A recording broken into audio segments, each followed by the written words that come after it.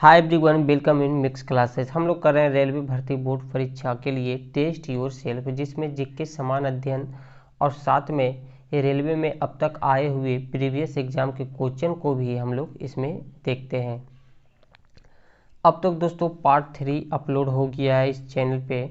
आज हम लोग करेंगे पार्ट 4। तो इसके भी सारे क्वेश्चन इंपॉर्टेंट रहने वाले हैं। ठीक उसी टाइप से 4 ऑप्शन दिया जाएगा आपको, जिसमें एक ऑप्शन आपको सेलेक्ट करना है। तो चलिए आज का सेट स्टार्ट करते हैं। दोस्तों आज का सेट थोड़ा टफ रहेगा, लेकिन फिर भी आपको क्वेश्चन को करना है और देखते रहना है, क्योंकि अब रेलवे में टफ ही क्वेश्चन पूछे जाते हैं। जब तक किसी पिंड पर असंतुलित बल लागू किया जाता है तब तक इसकी डैश डैश में निरंतर परिवर्तन होता रहता है। खाली जगह पे आपका ऑप्शन क्या होगा? द्रव्यमान, आकृति, चाल या भार। कहने का मतलब है जब तक किसी पिंड पर असंतुलित बल लागू किया जाता है तब तक इसकी आकृति में निरंतर परिवर्तन होता रहता है, कि चाल में परिवर्तन होता रहेगा, या फिर भार या फिर द्रव्यमान में। तो इसका सही आंसर हो जाएगा सी नंबर। जब तक किसी पिंड पर असंतुलित बल लागू किया जाता है तब तक इसकी चाल में निरंतर परिवर्तन होता रहता है। ऑप्शन हो जाएगा सी नंबर। और साथ में आपको एक बात बता देता हूँ दोस्तों, प्रकृति में मूलतः बल 4 प्रकार के होते हैं।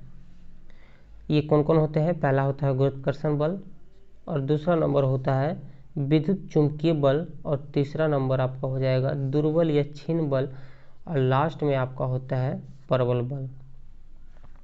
नेक्स्ट क्वेश्चन है, ट्रैफिक को नियंत्रित करने के लिए रोबोट का उपयोग करने वाले भारत के पहले शहर का नाम बताएं।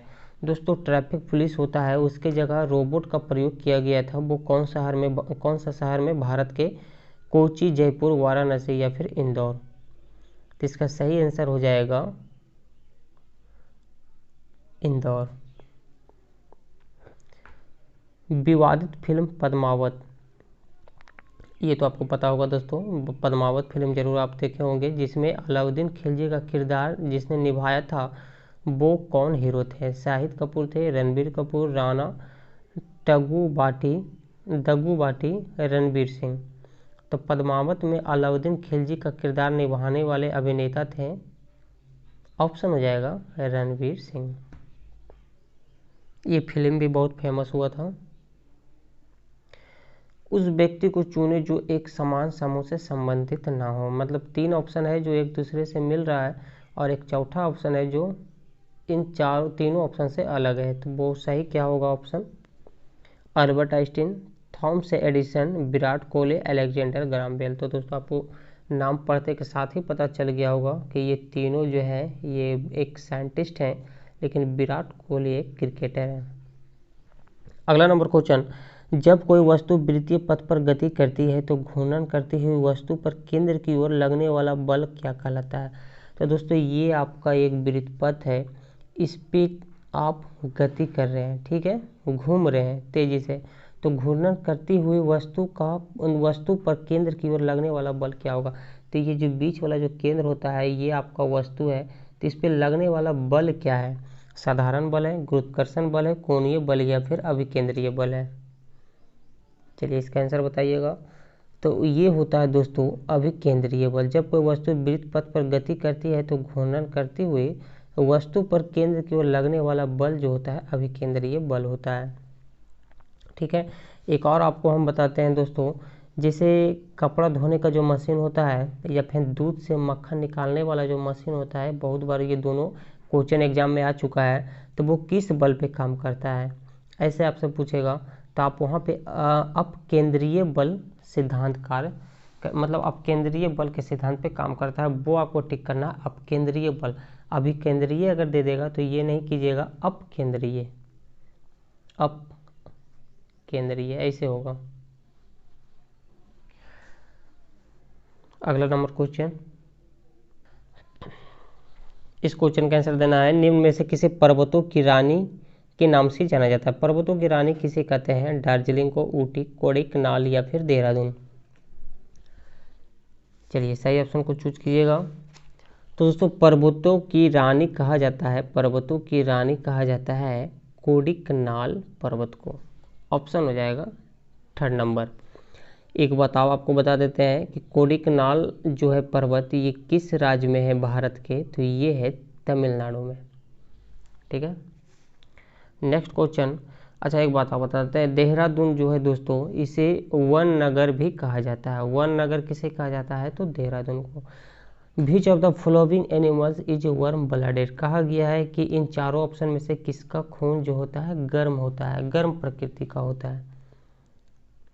फिश है, क्रोकोडाइल है, टोड है, या फिर पिजन है? तो वो इसका आंसर हो जाएगा पिजन जो है, इसका ब्लड वर्म ब्लडेड होता है, यानी गर्म परिचर का होता है। निम्नलिखित में से कौन सा जानवर पराध्वनि उत्पन्न कर सकता है? पतंगा, हाथी, शार्क या पोर्पोइसेस? तो इसका सही ऑप्शन हो जाएगा, अच्छा, पराध्वनि का मतलब क्या हुआ? तो परिध्वनि का मतलब 20,000 हर्ट्ज से जो होता है ध्वनि, इससे अगर ऊपर उत्पन्न करता है, वो आवाज़ निकालता है, तो उसे पराध्वनि कहते हैं, या फिर इसे आप पराश्रव बोल सकते हैं। पराध्वनि या फिर पराश्रव दोनों एक ही है। अगर अवश्रव बोले तो 20 हर्ट्ज से, ये 20 हर्ट्ज से अगर कम आवाज़ उसे उत्पन्न हो रहा है, ध्वनि उत्पन्न हो रहा है, तो उसे अवश्रव कहेंगे।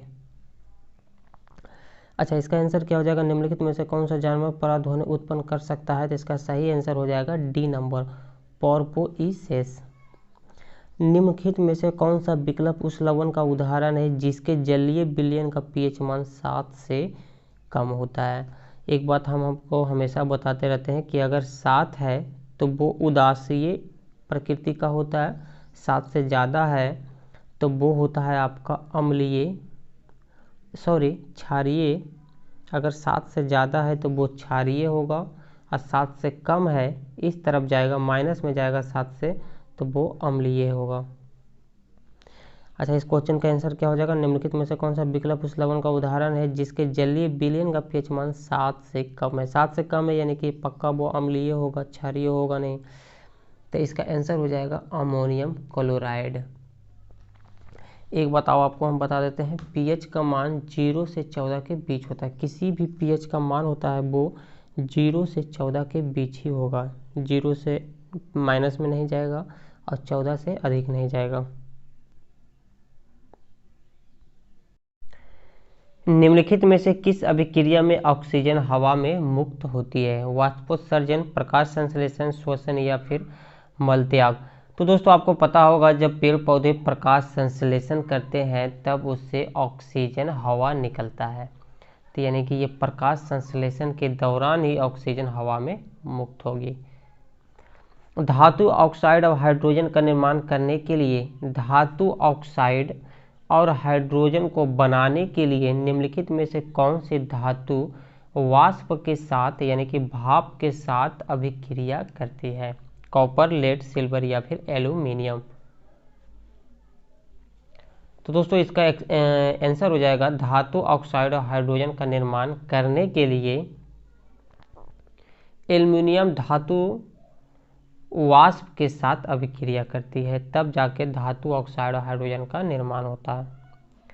Next question, generally the valency of electropositive element, ये सब बनाने वाला क्वेश्चन है, ये सब रट नहीं सकते आप, फिर भी हम आपको आंसर बता देते हैं। तो इसका सही आंसर हो जाएगा C number 1, 2, 3। Generally the valency of electropositive element का इलेक्ट्रोपॉजिटिव एलिमेंट का जनरली वैलेंसी क्या होता है? तो ये होता है 1, 2, 3। अगला नंबर प्रश्न है, निम्नलिखित में से कौन सा न्यूटन की गति के तीसरे नियम का उदाहरण है? तो न्यूटन ने 3 नियम दिया था, प्रथम गति का नियम, द्वितीय और तृतीय नियम। तो दोस्तों, ये कह रहा है गति के तीसरे नियम का उदाहरण क्या है इन चारों ऑप्शन में? तो इसका सिंपली मैं आपको आंसर बता देता हूं, तो ये रॉकेट लॉन्च करना न्यूटन की गति के तीसरे नियम का उदाहरण है। अगला नंबर क्वेश्चन इंग्लिश में दिया हुआ है, a type of reproduction in which part of plant body develops into a new individual is called. कह रहा एक प्रकार का पुनरुत्पादन जिससे एक अलग भाग पादप का विकसित होता है, यानी कि पादप का मतलब होता है पेड़ पौधे। तो वो एक अलग सा पुनरुत्पादन कौन सा है, रिप्रोडक्शन कौन सा है, पुनर्उत्पादन कौन सा है, जिससे प्लांट का एक अलग भाग का विकास होता है, तो वो है vegetative propagation. Vegetative propagation answer हो जाएगा 4th नंबर। अगला नंबर, सिनेमा का क्षेत्र में सर्वश्रेष्ठ प्रदर्शन के लिए प्रतिवर्ष अकादमी अवार्ड, जिसे ऑस्कर अवार्ड कहते हैं, का आयोजन किस देश में होता है? यूके, यूएसए, फ्रांस या फिर कनाडा में? तो दोस्तों ये प्रतिवर्ष होता है यूएसए में। सप्तवर्षीय युद्ध किन देशों के बीच लड़ा गया था? यानी कि दो देश के बीच बहुत दिनों तक लड़ाई चला था, 7 वर्ष तक तकरीबन। तो वो किन के बीच हुआ था? इंग्लैंड और जर्मनी, जर्मनी और फ्रांस, इंग्लैंड और इटली, या फिर लास्ट ऑप्शन है इंग्लैंड और फ्रांस। तो दोस्तों इंग्लैंड और फ्रांस के बीच 7 वर्षों तक युद्ध चला था। ये शुरू हुआ था 1756 में। ये युद्ध शुरू हुआ था इन दोनों के बीच 1756 में, और जाके समाप्त हुआ 1763 में। ठीक है, अगर आपको ये डेट आपको याद रहता है तो ये ऑटोमेटिक याद रहेगा, क्योंकि ये 7 वर्ष तक युद्ध चला। तो इसमें आप 7 सिर्फ ऐड कर दीजिए आप, तो ये हो जाएगा आपका 7 6 13, ये 6, ये इतना, यही डेट निकल के आ जाएगा। जिसमें दोस्तों भारत पर भी कुछ प्रभाव पड़ा था इस युद्ध का। पृथ्वी का द्रव्यमान क्या होता है? इन चारों ऑप्शन में आपको बताना है पृथ्वी का द्रव्यमान क्या है। तो पृथ्वी का द्रव्यमान होता है 6 × 10⁻24 kg। ऑप्शन हो जाएगा 2nd number. Next number question है, which of the following countries has the longest coast line in the world? Question में कहा गया है विश्व में सबसे लंबी समुद्रीय तटीय सीमा वाला देश कौन सा है? हिंदी में आपसे पूछेगा विश्व में सबसे लंबी समुद्रीय तटीय सीमा वाला देश कौन सा है? तो यहाँ आपका ऑप्शन दिया हुआ है नॉर्वे, इंडोनेशिया, ऑस्ट्रेलिया, फिर कनाडा। तो दोस्तों विश्व में सबसे लंबी समुद्रीय तटीय सीमा वाला देश कनाडा है। आंसर हो जाएगा D number. In which of the following media does sound travel the fastest? यानी कि मतलब बोला गया ध्वनि सबसे तेज गति किसमें गमन करता है? ठोस में, वैक्यूम में, द्रव में, या फिर गैस में? यहाँ पे ऑप्शन दिया हुआ है। सिंपली आपसे पूछता है क्वेश्चन में दोस्तों कि ध्वनि सबसे ज़्यादा तेज किसमें गमन करता है या फिर चलता है? तो ये तो आपको पता होगा दोस्तों, सबसे ज़्यादा इसकी जो गति होती है वो ठोस में होती है, और वैक्यूम में यानी कि खाली स्थान पे जहाँ पे हवा नहीं होता है, वैक्यूम उसे कहते हैं। तो वहाँ पे दोस्तों ध्वनि मतलब उसका जो गति होता है एकदम शून्य पड़ जाता है, वो एक जगह से दूसरे जगह गमन नहीं कर सकता है, जा नहीं सकता है। यानी कि आप जहाँ पे ऑक्सीजन नहीं है, अगर कोई कुछ बोलेगा भी तो आप उसकी आवाज़ नहीं सुन पाइएगा।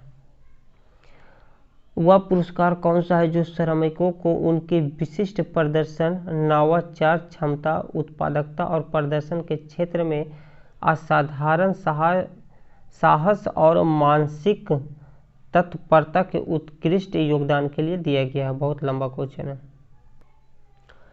तो दोस्तों वो पुरस्कार है श्रम पुरस्कार, जिसे विशिष्ट प्रदर्शन, नवाचार क्षमता, उत्पादकता और प्रदर्शन के क्षेत्र में दिया जाता है।